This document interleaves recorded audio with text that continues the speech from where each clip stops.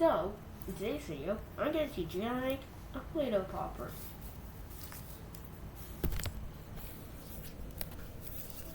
Step 1. Take a pencil or a pen and roll over clay. Usually the play-doh will just mash it down. 2. Swirl it, kind of like this. 3. Seal off the edges. So join them off.